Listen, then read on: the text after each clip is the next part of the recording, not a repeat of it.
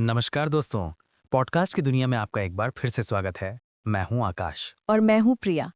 आकाश देखो, पिछले एपिसोड में हमने शरण परिवार को महल की दहलीज पर छोड़ा था। हम्म। लेकिन एपिसोड 5 हमें बताता है कि दहलीज पार करना जंग जीतने जैसा नहीं है। बिल्कुल नहीं प्रिया, बल्कि ये तो जंग की शुरुआत है। हम्म। और इस एपिसोड में जंग का पहला हथियार बनता है नाच।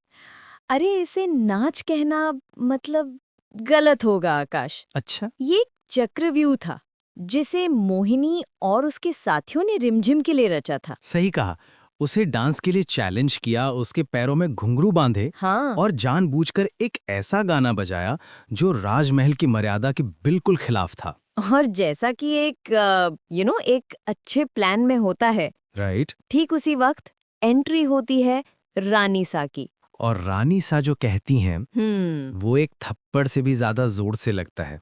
नाचने वाली की बेटी हो तो नाचने वाली ही बनोगी। उफ, ये सिर्फ एक ताना नहीं था। नहीं, बिल्कुल नहीं। ये रिमझिम की माँ के सम्मान पर, उसकी अपनी पहचान पर एक बहुत गहरा हमला था। Exactly exactly. ये उसे बताने का तरीका था कि तुम इस महल के लायक नहीं हो। और वो टूट जाती है। हम्म। लेकिन अगले ही पल वो अपने पापा को देखती है, जो 20 साल बाद अपने परिवार से मिलकर मतलब बच्चों की तरह खुश हैं। वाओ। वो उसके लिए बिरयानी और जलेबी बनाने की बातें कर रहे हैं। और रिमझिम एक बहुत बड़ा फैसला लेती है। क्या? वो अपने आंसुओं को पीकर अपने पापा की खुशी को बचाने का फैसला करती है। वो उन्हें कुछ नहीं बताती। ये सीन उसकी मैच्योरिटी दिखाता है। बिल्कुल। लेकिन महल की साजिशें वो रुकती नहीं हैं। नहीं। कहानी में एक नया किरदार आता है, समीर, हम्म। मोहिनी का भतीजा, एरोगेंट, बिंदास।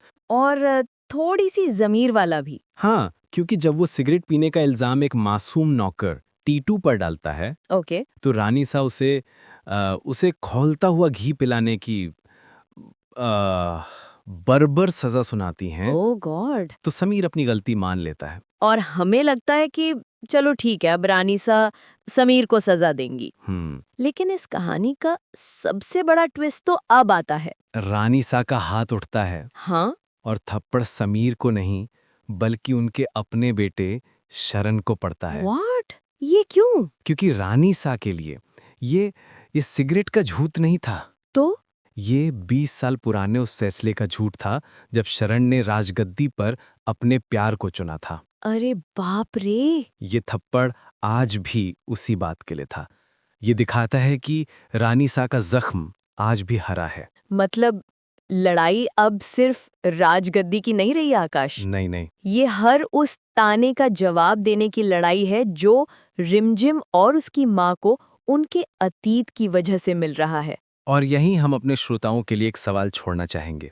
हम्म। रानी सा का गुस्सा शरण के फैसले पर था, हम्म। लेकिन उसकी सजा रिमझिम को ताने और अपमान के रूप में मिल रही है। हाँ। तो सवाल ये है कि क्या माँ बाप के फैसलों की कीमत हमेशा बच्चों को चुकानी पड़ती है? इस बारे में जरूर सोचिएगा। मिलते हैं आपसे अगले एपिसोड की चर्चा में।